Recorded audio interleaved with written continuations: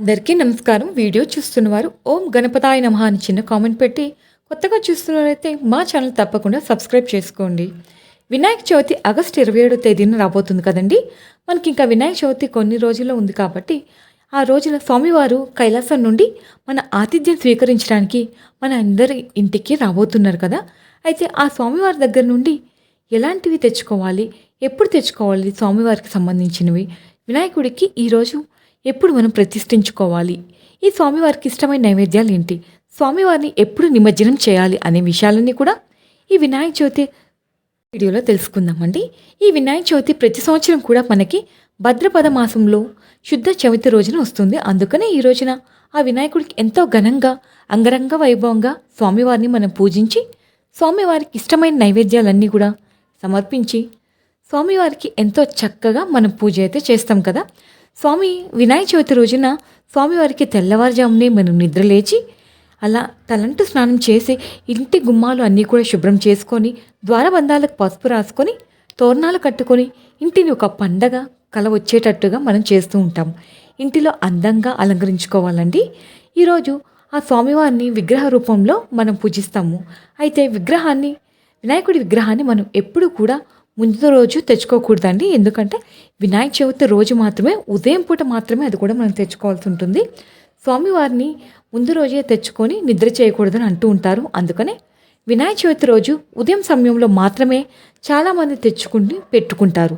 అలాగే పూజకు కావాల్సిన సామాగ్రి పళ్ళు పత్రి ముందు రోజు తెచ్చి పెట్టుకున్నా పర్వాలేదు, కానీ స్వామివారి విగ్రహాన్ని మాత్రం మనం చవితి రోజు మాత్రమే తెచ్చుకోవాలండి. ఇంకా స్వామివారికి చేసే పూజ మన పూజా మంత్రములో అయినా సరే, పూజా మందిరం ఉంటుంది కదా, పూజ గదిలో కానీ వాటిలో అయినా సరే చేసుకోవచ్చండి. లేదు మాకు ప్లేస్ లేదు అనుకునే వాళ్ళు హాల్లో అయినా సరే స్వామివారిని పీఠం ఏర్పాటు చేసుకొని పూజ అయితే చేసుకోవచ్చు. స్వామివారిని మనకి పూజా గదిలో చేసుకుంటే చాలా మంచిదండి. వీళ్ళని మాత్రమే హాల్లో అన్నది చేసుకోండి. ఎందుకంటే స్వామివారికి మండపం అది తయారు చేసి స్వామివారిని మనం పూజిస్తూ ఉంటాం కాబట్టి మనకి పూజా మందిరంలో అంత ప్లేస్ అయితే ఉండకపోవచ్చు. అందుకని హాల్లో అయినా సరే పీటను ఏర్పరచుకొని మనం పూజ అయితే నిరభ్యంతరంగా చేసుకోవచ్చండి. అయితే మనం పూజ చేయాల్సిన చోట గోమయంతో అలికి ముగ్గు వేసుకుని పూజ అయితే చేసుకోవాలి. అయితే సమయం దొరకడం కష్టం కదండి. అలాంటప్పుడు పసుపు రాసుకొని ముగ్గు అది వేసుకొని పూజ అయితే చేసుకోవచ్చు. ఇంకా ఆ తర్వాత మనం స్వామివారిని పీఠం అయితే తప్పనిసరిగా వేయాలండి. అందుకని మనం పీఠాన్ని కూడా పసుపు కుంకుమలతో బొట్టు పెట్టుకొని పీఠాన్ని అందంగా అలంకరించుకోవాలి. ముగ్గు వేసుకున్న దానిపైన ఈ పీఠాన్ని రెండు కూడా పెట్టుకోవాలన్నమాట. ఇప్పుడు ఒక క్లాత్ వేయాలండి. ఈ క్లాత్ మీరు కొత్తదైనా వేయచ్చు, లేదంటే ఉతికింది ఉంటుంది కదా లాస్ట్ ఇయర్ వాడిందైనా సరే వేయచ్చు. ఇలా మనం ఎల్లో కలర్ కానీ రెడ్ కలర్ కానీ క్లాత్, గ్రీన్ కలర్ కానీ వైట్ కలర్ కానీ ఇలా ఏ కలర్ అయినా సరే క్లాత్ వేసుకోవచ్చండి. పీట పైన వేసుకోవచ్చు. ఒకవేళ మా దగ్గర అలాంటి క్లాత్లు ఏం లేవు అనుకుంటే పేపర్ అయినా వేయచ్చు, లేదంటే మామూలుగా పీటల మీద అయినా పెట్టి పూజ అయితే చేసుకోవచ్చండి. ఈ పీట పైన మనం స్వామివారిని పెట్టుకొని పూజ చేసుకోవచ్చు. ఇలా మనం ఈ క్లాత్లు పరుచుకుని ఉంటాం కదా, అవి పరిచిన తర్వాత పాలవెల్లితో మండపాన్ని కూడా మనం సిద్ధం చేసుకోవాలండి. మనం ఒక ప్లేట్ తీసుకొని డెకరేషన్ కోసమే చేసుకుంటే చాలా మంచిది ఒక ప్లేట్ అన్నది. ఆ తర్వాత ఒక అరిటాకుని తీసుకొని ఆకులో బియ్యం వేసుకొని స్వామివారిని పెట్టాలండి. అరిటాకు మీకు దొరకనట్లయితే ఒక ఇత్తడి ప్లేట్ అయినా సరే మనం బియ్యం వేసుకొని స్వామివారిని పెట్టుకోవచ్చు. లేదంటే నేరుగా పీఠం ఉంటుంది కదా, పీట పైన అయినా సరే బియ్యం వేసుకొని స్వాములను మనం పెట్టుకోవచ్చు అనమాట. బియ్యం ఎన్ని వేయాలని చాలామందికి సందేహం ఉంటుంది. 3 గుప్పెట్లు కానీ లేదంటే 5 గుప్పెట్లు కానీ వేసుకోవచ్చు అండి. మనం బియ్యం వేసిన తర్వాత కొద్దిగా పసుపు కుంకుమ వేసుకొని ఒక తమలపాకు పెట్టుకొని దీనిపైన మనం స్వామివారిని ప్రతిష్ఠించుకోవాల్సి ఉంటుంది. ఇంకా విగ్రహం ఎలాంటివి పెట్టుకోవాలంటే మట్టి విగ్రహం అండి తీసుకుంటే చాలా మంచిది. పర్యావరణం కదా మనం అవుతాం కదా, అందుకని మట్టి విగ్రహం తీసుకోవడానికైతే ట్రై చేయండి అందరూ కూడా. ఇక స్వామివారి తొండం కుడివైపు ఉండాలా ఎడమవైపు ఉండాలా అని చాలామందికి డౌట్ ఉండొచ్చు. అయితే మన ఇంట్లో పెట్టుకునే విగ్రహాలు అయితే ఎడమవైపున తొండం ఉంటేనే చాలా మంచిదండి. అయితే ఈ విగ్రహం ఎంత హైట్ ఉండాలని చాలామందికి సందేహం ఉంటుంది. అయితే మనం వినాయక చవితి రోజున మనం విగ్రహ రూపంలో స్వామివారిని పూజిస్తాం కాబట్టి అందుకనే మనం వినాయకుని విగ్రహాన్ని ఈ రోజున మనం ఎంత హైట్లో ఉన్న విగ్రహం అయినా సరే మనం పూజించుకోవచ్చు. స్వామివారికి కమలం పువ్వుతో ప్రశాంతంగా కూర్చొని చిరునవ్వుతో చతుర్భుజాలతో ఉన్నటువంటి విగ్రహాన్ని పెట్టుకుంటే చాలా చాలా మంచిదండి. ఈ విగ్రహం అయితే పక్కనే ఉన్న ఎలుక ఉంటే కూడా చాలా మంచిదండి. విగ్రహం పక్కన చిన్న వెలుకతో కూడా వస్తుంది ఎలుక అన్నది. ఆ వెలుక ఉన్న విగ్రహాన్ని కూడా తెచ్చిపెట్టుకుంటే చాలా మంచిది. అలాంటి విగ్రహాలు ఉంటే వినాయక చవితి రోజున స్వామివారికి తప్పనిసరిగా చేయవలసిన మాలలు వచ్చేసి ఇప్పుడు చెప్తాను. మనం ఆ మాలలు అన్నీ కూడా స్వామివారికి చాలా ఇష్టం అండి. మాల వేస్తే స్వామివారికి చాలా నచ్చుతుంది అన్నమాట. అయితే దానికన్నా ముందుగా స్వామివారిని చందనం కుంకుమలతో బొట్లు అయితే పెట్టుకోవాలండి. యాలకుల మాల వేస్తే చాలా మంచిదన్నమాట. ఈ రోజున అదే చెప్పాను కదండి, స్వామివారికి మాల వేస్తే మంచిదని. అదే యాలకుల మాల అండి. ఆ యాలకుల మాల అంటే స్వామివారికి చాలా ప్రీతికరం. ఈ రోజున తప్పనిసరిగా స్వామివారికి యాలకుల మాలను మనం సమర్పించాలి. ఈ యాలకులు అయితే తర్వాత యాలకుల్ని ఏదైనా ప్రసాదంలో వేసుకొని పిల్లలు అందరూ కూడా ప్రసాదం తింటే చాలా మంచిదండి. యాలకుల తర్వాత ఏం చేయాలనుకుంటారు కదా, దాని గురించి చెప్తున్నాను. అయితే బుద్ధి జ్ఞానం అన్నీ కూడా ఆ స్వామివారు ప్రసాదిస్తారని అంటారన్నమాట. ఇక ఆ స్వామివారికి ఎంతో ఇష్టమైన తెల్ల తెల్ల జిల్లేడు పువ్వులు ఉంటాయి కదండి. తెల్ల జిల్లేడు పువ్వులు కనుక మీకు దొరికితే తీసుకొచ్చి ఈ పువ్వులను కనుక మాల చేసి స్వామివారికి సమర్పిస్తే చాలా మంచిది. అయితే మనకి తెల్ల జిల్లేడు పువ్వులు కూడా దొరకడం కష్టంగా ఉంటుంది కాబట్టి అలాంటప్పుడు మామూలుగా ఉంటాయి కదా జిల్లేడు పువ్వులు ఉంటాయి కదండి, వాటినైనా సరే తెచ్చి తయారు చేసి స్వామివారికి సమర్పించవచ్చు. ఇక తర్వాత ఇక్కడ స్వామివారికి ఎంతో ఇష్టమైన ఉండ్రాళ్ళు ఉండ్రాలంటే స్వామివారికి చాలా ఇష్టం కదా. ఇవి కూడా మాలగా తయారు చేసి స్వామివారికి వేస్తే చాలా మంచిదండి. అయితే ఉండ్రాల మాల ఎలా తయారు చేసుకోవాలి, సమర్పించడం వల్ల కలిగే ఫలితాలు ఏంటి అన్నది కూడా నేను షేర్ చేస్తాను. ఎందుకంటే స్వామివారికి ఉండ్రాలంటే చాలా ఇష్టం కాబట్టి తప్పకుండా స్వామివారికి మీరు ఉండ్రాల మాల గినక సమర్పిస్తే మీకున్న కష్టాలు దరిద్ర బాధలు అన్నీ కూడా తొలగిపోతాయండి. ఈ రోజున స్వామివారికి జంజం కూడా వేస్తారండి. చాలా మంచిదన్నమాట. జంజం అన్నది స్వామివారికి ఉంటుంది కదా, మనం తప్పనిసరిగా వేయాలి. అయితే 9 పోగుల దారం తీసుకొని జంజాన్ని తయారు చేసి స్వామివారికి వేస్తారు. అయితే ఇక్కడ ముందే ఇలా స్వామివారికి ఎందుకు అలంకరించుకోవాలంటే మనం స్వామివారి ముందే అలంకరించుకోవాలి. ఎందుకంటే మండపం కింద పెట్టేశాక ఇవన్నీ కూడా మనం వేయడం చాలా కష్టంగా ఉంటుంది కాబట్టి ఇవన్నీ కూడా ముందే రెడీ చేసి పెట్టుకోవాలండి. స్వామివారికి అలా అన్నీ పెట్టుకున్నాక స్వామివారిని ప్రతిష్ఠించుకుంటే బాగుంటుంది. ఎందుకంటే మళ్ళీ అన్నీ కదిలిస్తే అన్నీ డిస్టర్బ్ అవుతాయి కాబట్టి స్వామివారిని ప్రతిష్ఠించుకోవాలి. ఇప్పుడు పువ్వులతో అందంగా అలంకరించుకోవాలి. స్వామివారికి ఎర్రని పూలు అంటే చాలా ఇష్టం అండి.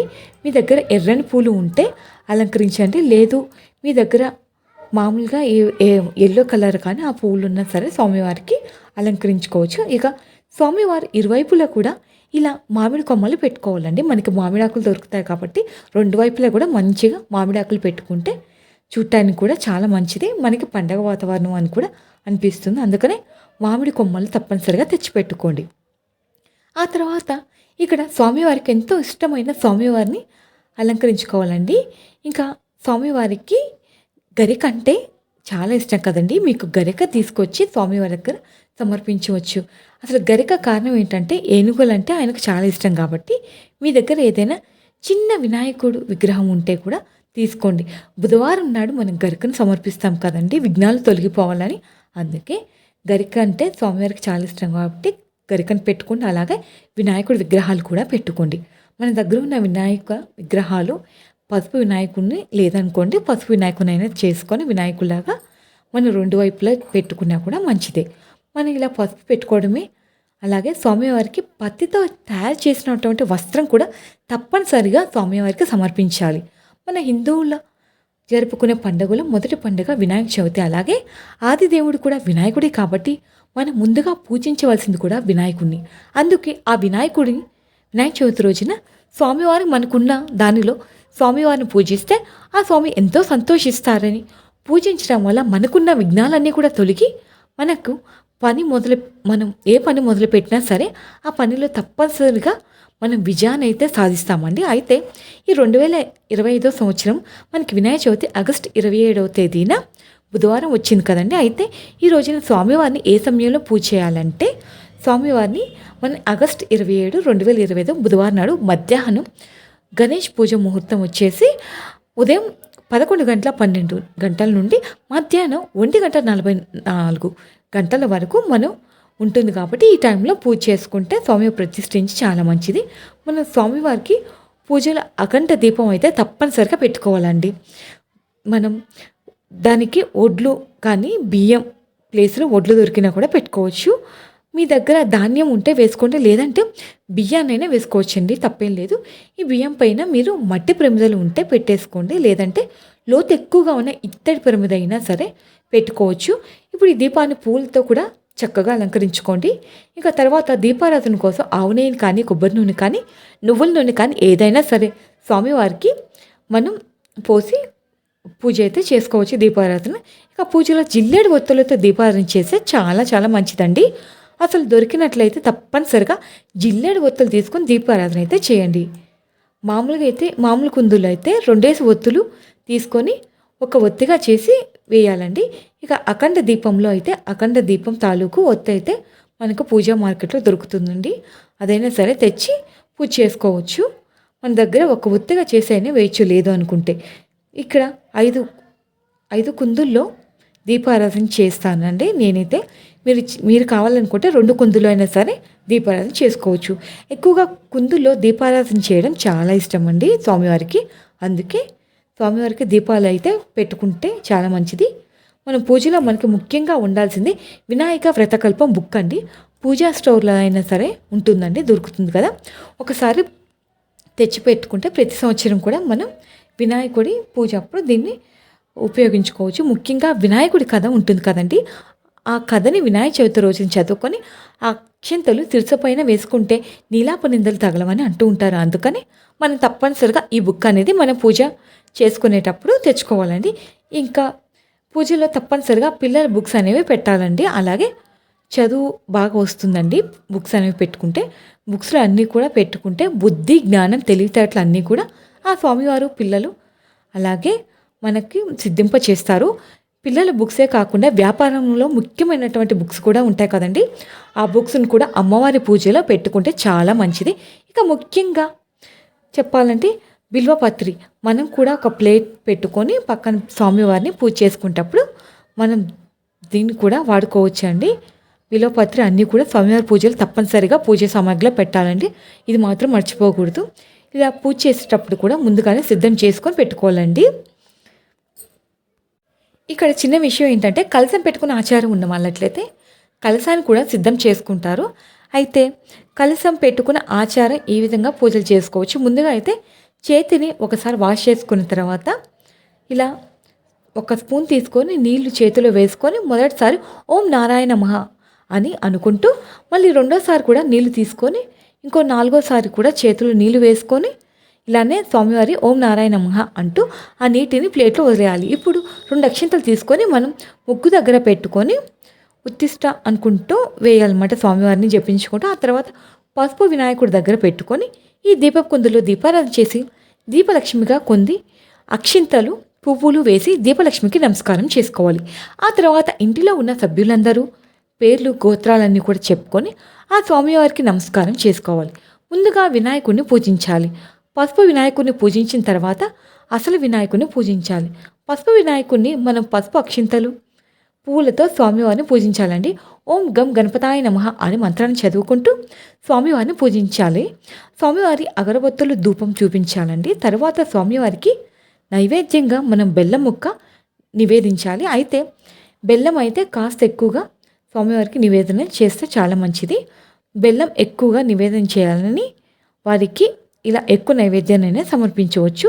ఆ తర్వాత స్వామివారికి హారతనిచ్చి పూజలు ఎలాంటి విఘ్నాలు తలెత్తకుండా చూడమని ఆ స్వామివారిని వేడుకొని నమస్కారం చేసుకోవాలి. ఆ తర్వాత విగ్రహానికి అఖండ దీపాన్ని వెలిగించాలి విగ్రహం దగ్గర. ఆ తర్వాత మిగతా దీపాలన్నీ కూడా వెలిగించాలి. అఖండ దీపం దగ్గర వేసి దీపలక్ష్మికి నమస్కారం చేయాలన్నమాట. ఆ తర్వాత స్వామివారికి విగ్రహానికి ప్రాణప్రతిష్ఠ చేయాలి. స్వామివారిని మనం ఆహ్వానం పలకాలి. స్వామివారి శ్లోకాలన్నీ కూడా చదువుకోవాలండి. మీకు వచ్చిన శ్లోకాలన్నీ చదువుకోవచ్చండి.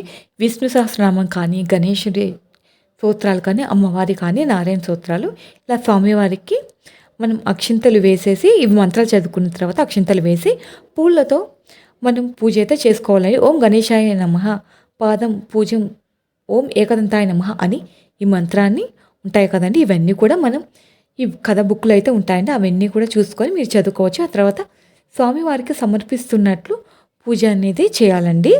ఈ వినాయక చవితి రోజున స్వామివారికి 21 పత్రాలతో పూజ అనేది చేస్తారు. అవన్నీ లభించకపోతే 11 పత్రాలతో అయినా సరే మనం స్వామివారికి ఇష్టమైనటువంటి గరికైనా సరే, గరికైనా ఎక్కువగా తెచ్చుకొని మనం అన్ని మంత్రాలు చెప్పుకొని ఆ స్వామివారిని గరిక అన్నది సమర్పించాలండి. పాదాల దగ్గర వేసి పూజ అయితే చేసుకోవచ్చు. తర్వాత స్వామివారికి అష్టోత్తరాలు అన్నీ కూడా చదువుకోవాలి. ఇవన్నీ కూడా స్వామివారికి మనం గరికతో అయితే లేదండి చదువుకుంటే చాలా మంచిది. గరికని మనం సమర్పిస్తూ ఒక్కొక్క అష్టోత్తరం చదువుకుంటే చాలా మంచిదండి. మీరు స్వామివారి అష్టోత్తరాలు చదవలేకపోయినా సరే స్వామివారికి మీరు ద్వాదశ నామాలు చదువుకుంటే చాలా మంచిదండి. ఈ రోజున స్వామివారు కనుక తామర పువ్వులు దొరికినట్లయితే తప్పకుండా తెచ్చి స్వామివారి పూజలో మీరు పూజించండి, పెట్టండి. అలాగే జిల్లేడు పువ్వులతో కూడా స్వామివారిని పూజించాలి. ఈ రోజున జిల్లేడు పువ్వులతో కూడా స్వామివారు అంటే చాలా ఇష్టం కాబట్టి అవి కూడా ఉంటే సమర్పించండి. ఈ వినాయక చవితి రోజు నుండి మొదలు 9 రోజుల పాటు స్వామివారికి నవరాత్రి ఉత్సవాలు కూడా జరుగుతాయి కదండి. వారి కోరికలు నెరవేర్చి మన్ని అవన్నీ కూడా సెలవిస్తారన్నమాట 9 రోజుల తర్వాత. అందుకని స్వామివారు ఈ చవితి రోజున వచ్చి ఈ 9 రోజులు ఎంతో ఘనంగా జరుపుకున్న నవరాత్రి ఉత్సవాలు తిలకించి 10వ రోజున మళ్ళీ తన తల్లిదండ్రుల దగ్గరికి వెళ్ళిపోతారు. అందుకని సంవత్సరంలో ఈ 9 రోజులు కూడా చాలా ముఖ్యమైనవి కదండి స్వామివారిని. అందుకే వినాయక చవితి 9 రోజులు కూడా ఘనంగా జరుపుకుంటూ ఉంటారు. అది కాకుండా పూజకి కావాల్సిన సామాగ్రి పత్రి, పళ్ళు, పువ్వులు తెచ్చేసుకోవాలండి. వాటిని అలా వదిలేయడం ఇష్టం లేక స్వామివారిని దండం పెట్టుకుంటానండి. పూజకు కావాల్సిన సామాగ్రి చేయడానికి కావాల్సిన శక్తి నువ్వు తండ్రి అని మొక్కుకుంటారనమాట. మీకు వచ్చిన స్వామివారి మంత్రాలు, శ్లోకాలు అన్నీ చదువుకోండి. అన్నీ చదువుకున్న తర్వాత స్వామివారికి మహా నైవేద్యంగా లడ్డూని సమర్పించండి. మన స్వామివారికి ఎన్ని రోజులైనా పూజ చేస్తామో అన్ని రోజులు కూడా ఈ లడ్డూని స్వామివారి దగ్గర ఉంచి ఆ తర్వాత ఈ ప్రసాదాన్ని అందరూ తినవచ్చు, అందరికీ పంచవచ్చు మిగతా వారికి కూడా. తర్వాత తాంబూలం కూడా ఇవ్వాలండి. ఆకు ఒక్క ఇంకా పండు చిల్లర నాణం అన్నీ వేసి స్వామివారికి తాంబూలం ఇవ్వాలి. ఆ తర్వాత అగరబత్తులతో ధూపం చూపించండి. ఇక మనం ముందుగా బొట్లు పెట్టుకున్నాం కదా, పెట్టుకున్న బుక్స్ అన్నీ ఉంటాయి కదండి, అవన్నీ కూడా చిన్న పిల్లల బుక్స్, అవన్నీ మన బుక్స్ కానీ ఏవైనా సార్ స్వామివారి పూజలో పెట్టుకోవాలి కదా. ఇక పెట్టుకున్న తర్వాత మనం ఈ నైవేద్యం ఆయనకి ఎంతో ఇష్టమైన ఉండ్రాళ్ళు, కుడుములు, మోదకాలు ఇవన్నీ కూడా తయారు చేసి స్వామివారికి నైవేద్యంగా నివేదన చేయాలండి. అలాగే వీటితో పాటు పులిహార, పరమాన్నం కూడా నైవేద్యంగా నివేదన చేస్తే చాలా మంచిది. ఇక కొన్ని రకాల డ్రై ఫ్రూట్స్ని కూడా పెడుతూ ఉంటారు చాలామంది. మీకు స్తోమత ఎంతవరకు ఉంటే అంతవరకు పెట్టుకోవచ్చు. ఎన్ని రకాల నైవేద్యాలైనా చేయగలుగుతాము, అన్ని రకాలుగా పెట్టొచ్చండి. శనగలు, బొబ్బట్లు, ఇలా అటుకులతో బెల్లం, ఇలా చెలిమిడి, వడపప్పు ఇవన్నీ కూడా చేయొచ్చు. ఇక్కడ స్వామివారికి 5 రకాల ప్రసాదాలు అయితే నివేదన చేస్తే చాలా మంచిది. ఆ తర్వాత కొద్దిగా అక్షంతలు చేత్తో పట్టుకొని స్వామివారికి వ్రతకథ అన్నది ఉంటుంది కదా, మనం వ్రతకథ చదువుకోవాలి. తర్వాత గణపతి జననం, గణపతి ముందు ఎందుకు పూజించాలి, చంద్రుని పరిహారం, చంద్ర దర్శనం, ఎలా నింద పడింది, నీలాప నింద, అవన్నీ కూడా కథ మొత్తం కూడా చదువుకున్న తర్వాత మనం చేత్తో పట్టుకున్న అక్షంతలన్నీ కూడా కొద్దిగా స్వామివారి పాదాల దగ్గర వేసి కొన్ని అక్షింతలు మన శిరస్సు పైన కొన్ని వేసుకోవాలి. ఇలా పూజ అక్షింతలు సరస్సు పైన, అదే శిరస్సు అండి, శిరస్సు పైన వేసుకోవడం వలన నీలాప నిందలు తగలకుండా ఉంటాయండి. ఒకవేళ ఈ పూజ చేసే సమయానికి మన ఇంటి సభ్యులు ఇంటి దగ్గర లేకపోతే మనం పూజ చేసిన అక్షింతలు పక్కన పెట్టి రాత్రి అయ్యేలోపు వాళ్ళ శిరస్సు పైన వెయ్యాలి. మగవారైతే వాళ్ళని వేసుకోమని చెప్పాలండి, పిల్లలైతే మనం వేయాల్సి ఉంటుంది. ఈరోజు ఎట్టి పరిస్థితుల్లో కూడా చంద్రుడిని చూడకూడదంటారండి. పూజ చేసిన అక్షింతలు శిరస్సు పైన వేసుకున్న వారైతే చూడొచ్చు. అలా కాకుండా పూజ చేయలేని వారు అక్షింతలు శిరస్సు పైన వేసుకోలేని వారు చంద్రుడిని చూస్తే నీలాప నిందలు తప్పు అంటారు. ఇక్కడ ఒక విషయం చెప్పడం మర్చిపోయారండి. వెలగపళ్ళు అంటే కూడా స్వామివారికి ఇష్టం కదండి. పూజలు తప్పనిసరిగా వెలగపండుని పెట్టడం మాత్రం అస్సలు మర్చిపోకండి. వెలగపండు దొరకకపోతే పర్వాలేదండి, దొరికిన వాళ్ళు పెట్టుకోండి. అందుకని మనం పూజ అలాగే తర్వాత స్వామివారికి సాంబ్రాణితో ధూపం వేసి కొబ్బరికాయ నైవేద్యంగా నివేదన చేయాలండి. ఇంకా స్వామివారికి కర్పూర హారతిని సమర్పించి హారతి పాటలు వస్తే పాడండి. మనకి హారతి పాటలు రావు అనుకుంటే ఫోన్లో అయినా సరే పెట్టుకొని మనం జయ జయ గణపతి నమః నమస్కారం చేసుకుంటూ ఆడవారైతే మోకాళ్ళ పైన నమస్కారం చేయాలండి. అలాగే ఈ రోజున మనం స్వామివారి ఎదురుగా గుంజీలు తప్పనిసరిగా తీయాలండి. చిన్న, పెద్దవాళ్ళు, ఆడవాళ్ళు, మగవాళ్ళు ఎవరైనా సరే 5, 9, 11 ఇలా గుంజీలైతే తప్పనిసరిగా తీయాలి. ఇలా గుంజీలు తీయడం వల్ల మనం ఏమైనా తప్పులు తెలిసి చేసిన తప్పులుంటాయి కదండీ! అవన్నీ కూడా స్వామివారు క్షమిస్తారు. ఈ విధంగా వినాయక చవితి రోజున ఆ స్వామివారిని గనుక పూజించి మనం పూజ చేసుకున్నట్లయితే ఎలాంటి ఆటంకాలు, విఘ్నాలు అన్నీ కూడా తొలగిపోతాయి. విజయ మార్గంలో మనల్ని నడిపిస్తారు స్వామివారు. అలాగే అష్టైశ్వర్యాలు, ఆయురారోగ్యాలు ఆ స్వామివారు ప్రసాదిస్తారు మనకి. వీటితో పాటు ఆ స్వామివారిని పూజించడం వల్ల బుద్ధిబలం, తెలివితేటలు అన్నీ కూడా వస్తాయండి. మనం ఆలోచన విధానం కూడా మారిపోతుంది. అందుకని ఈ రోజున స్వామివారిని తప్పనిసరిగా పూజించండి. ఒకవేళ మీరు ఇంట్లో పూజ చేసుకోలేము అనుకుంటే కనీసం స్వామివారిని ఎక్కడైతే ప్రతిష్ఠిస్తారో అక్కడ వెళ్ళి స్వామివారిని పూజ అంతటినీ కూడా చేసి స్వామివారికి నమస్కారం అయితే చేసుకోండి. ఇక స్వామివారి నిమజ్జనం విషయానికి వస్తే స్వామివారిని మనం వినాయక చవితి రోజు పెట్టుకుని ఒక రోజు కానీ 3 రోజులు కానీ పెట్టుకొని మనం పూజ అయితే చేస్తాం కదా.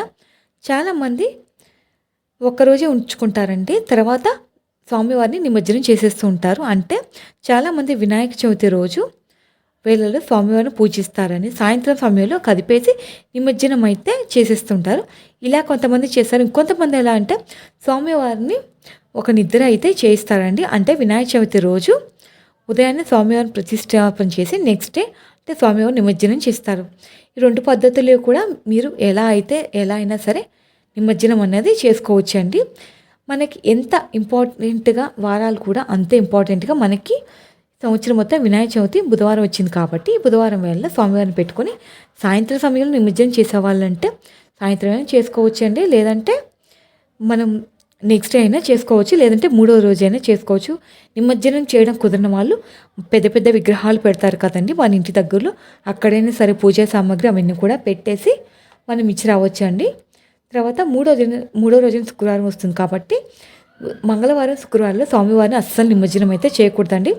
అందుకని స్వామివారిని శుక్రవారం పూజ పీఠాన్ని కదపకుండా శనివారం పీఠాన్ని కలిపి శనివారం స్వామివారిని నిమజ్జనం చేయొచ్చు. ఈ విధంగా అయితే స్వామివారిని నిమజ్జనం చేయాలని అయితే మనం పెట్టిన అఖండ దీపం మాత్రం ఎన్ని రోజులు ఉంచుకోవచ్చు, ఏ విధంగా స్వామివారిని నిమజ్జనం అయితే అఖండ దీపం ఎన్ని రోజులు ఉంచుకోవచ్చు అంటే అఖండ దీపం ఎన్ని రోజులు ఉంచుకోవచ్చు అంటే ఎన్ని రోజులు స్వామివారిని ఉంచుతామో అన్ని రోజులు కూడా దీపం కొండెక్కకుండా చూసుకోవాలండి. నిమజ్జనం చేసే ముందు ఈ దీపాన్ని కొండెక్కినా పర్వాలేదు. ఇంకా పూజలో పెట్టినటువంటి పువ్వులు, పత్రులు అన్నీ కూడా స్వామివారితో సహా అన్నీ కూడా వాటర్లో కలిపేయాలి. ఇంకా స్వామివారి విగ్రహం కింద వేసిన బియ్యాన్ని మనం ఏదైనా ప్రసాదంగా చేసుకొని తినాలండి. ఇక మనం పసుపుతో గణపతి చేసుకున్నాక అది నీళ్ళలో కలిపేయండి. లేదు అంటే మన మొహానికైనా రాసుకోవచ్చు. అంతేకాని తులసికోటలో మాత్రం పెట్టకూడదండి. ఇంకా మనకి పూజ చేసుకున్నటువంటి పళ్ళు, ప్రసాదాలు అన్నీ కూడా మనం తినాలండి. ఇక స్వామివారికి వేసినటువంటి యాలకుల మాలని మనం ప్రసాదాల్లో వాటిల్లో చేసుకొని తినొచ్చండి. ఇంట్లో వాళ్ళందరూ కూడా ఉండ్రాళ్ళ మాలు అన్నీ కూడా ఉంటాయి కదా, అన్నీ కూడా స్వామివారితో పంపించేయాలండి. మనం తీసుకోకూడదు. ఇక పూజలో పెట్టినటువంటి పాలవేలిని అయితే మనం వాటర్లో ఏమీ వదిలేయాల్సిన అవసరం లేదండి. దాన్ని మనం దాచిపెట్టుకొని వచ్చే సంవత్సరం మనం వాడుకోవచ్చండి. దానికి పెట్టిన వస్తువులన్నీ కూడా ప్రసాదంగా తీసుకోవాల్సి ఉంటుంది. స్వామివారి దగ్గర పెట్టిన ప్రసాదం మీకు స్వామివారి ఆశీస్సులు మీ అందరికీ ఉండాలి అని, ఎలాంటి విఘ్నాలు ఉండకూడదని, అన్నీ తొలగిపోవాలని కోరుకుంటూ మీకు ఈ వీడియో నచ్చితే లైక్ చేయండి, షేర్ చేయండి. తప్పకుండా ఓం గణపతాయ నమః అని కామెంట్ చేయండి. Thank you for watching.